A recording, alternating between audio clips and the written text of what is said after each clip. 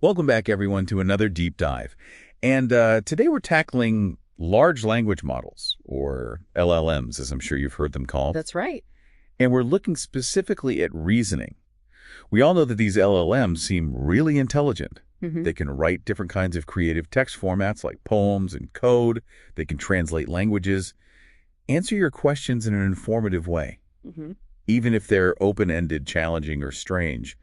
But how good are they at actual reasoning? Well, that's a great question, and it's something that researchers have been really digging into lately.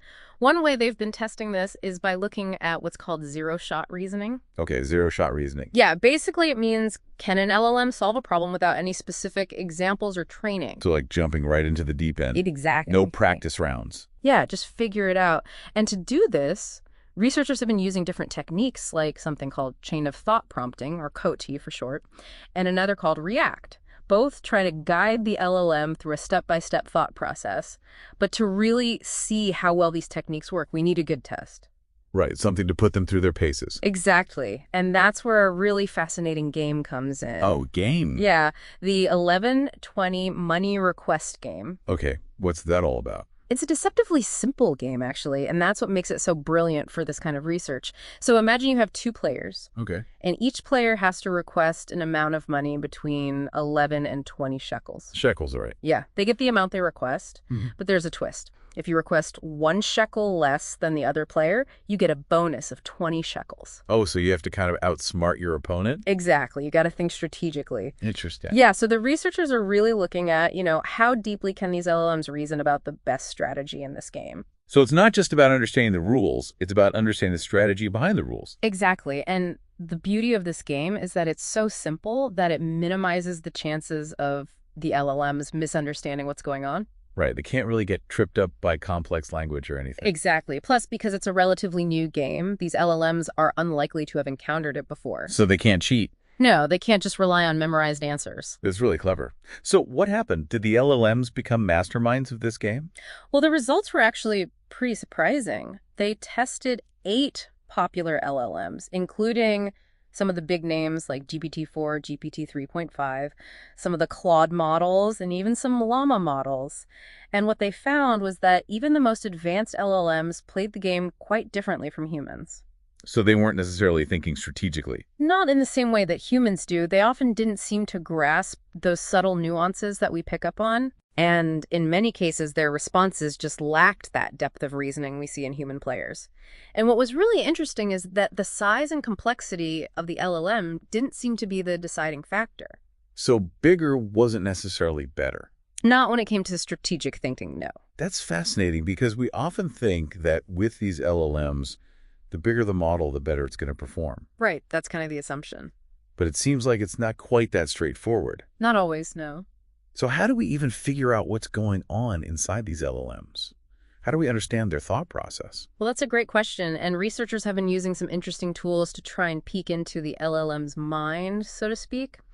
One tool they've been using is called a probabilistic graphical model, or a PGM. Okay, PGM. What's that? It's a way to kind of visually represent how the LLM is processing information and making connections. So it's like creating a map of the LLM's reasoning pathway. Exactly. And what this PGM analysis has suggested is that many of the LLMs were struggling to extract the most crucial information from the problem itself. So they were getting bogged down in the details and missing the bigger picture. Yeah, it's like they were trying to solve a puzzle without first figuring out what the picture was supposed to be. That's a great analogy. And this leads us to the next question. Can we improve their zero-shot reasoning by helping them better understand the structure of a problem? And that's where this idea of structure-oriented analysis comes in. Structure-oriented analysis. Yeah, it's kind of like giving the LLM a set of mental tools to break down the problem.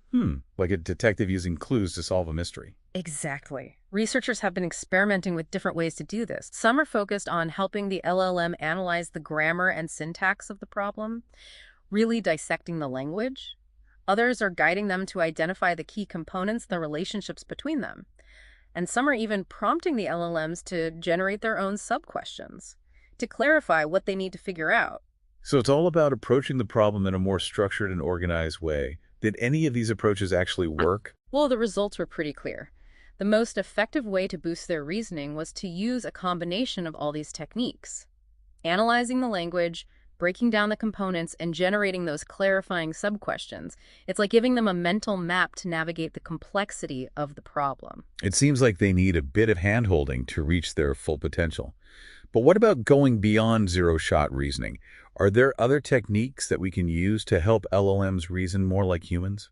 Yeah, researchers have actually explored a couple other interesting approaches. One is called retrieval augmented generation, or RAG for short, RAG. and the other is fine-tuning. Okay, so RAG and fine-tuning. With RAG, you're essentially giving the LLM access to a huge library of information. Like in this case, they gave them access to the original research paper about this 1120 game. Oh, interesting. The idea is that by having more context, they might be able to understand the problem better. So it's like giving them all the background information they need before they even start trying to solve the problem. Yeah, exactly. And then the other approach, fine-tuning, is like giving them specialized training. So they fine-tune these LLMs on the responses of human players in the game, essentially trying to teach them to think like us. So showing them the right way to do it. What were the results of these techniques? Well, both R and fine-tuning did lead to some improvements. The LLM's responses became a bit more human-like, but most of them still fell short of truly replicating human reasoning. So close, but not quite there yet. Yeah, but interestingly, there was one exception. A fine-tuned version of GPT-4o, GPT-4o. which is a newer and more powerful iteration of GPT-4, was the only LLM that consistently matched human behavior in the game. Wow, so it actually learned to play the game like a human. Yeah, it did, which is pretty amazing. It suggests that with the right training, certain LLMs can be nudged towards more human-like reasoning, at least in this specific scenario. That's really exciting. But I guess the big question is, why are most LLMs still struggling even with these extra aids? Yeah, that's the million-dollar question. And to get to the bottom of that, researchers did something incredibly clever. They interviewed the AI. They interviewed the AI. Yeah. How do you even interview an AI? Well, essentially, they directly asked the LLMs to explain their choices in the game. It's like saying, hey, walk us through your thought process. What were you thinking when you made that decision? And I bet they got some pretty interesting answers. They did. The responses were really quite revealing and sometimes even a bit surprising. For example, one of the models, Claude 3 Opus, Claude 3 Opus. seemed to be overly concerned with fairness. It often chose higher numbers, seemingly, to allow the other player to potentially win more. So like it wanted to be a good sport. Exactly, like it had this built-in sense of sportsmanship. Fascinating. And even more advanced models like GPT-4 showed inconsistencies between their stated reasoning and their actual choices. It's like they were trying to rationalize their behavior after the fact. Which is something we humans do too sometimes. Exactly. We're not always aware of our own motivations. So even the smartest LLMs aren't immune to a bit of self-deception. What else stood out to you from these AI interviews? Well, one of the most surprising findings was how many of the LLMs seemed to misunderstand the game rules, even though they were incredibly simple. Really? Yeah, which really calls into question whether they were truly reasoning or just trying to mimic patterns they'd seen before. It's like they were using the wrong tools for the job. Yeah. It goes back to that fundamental question.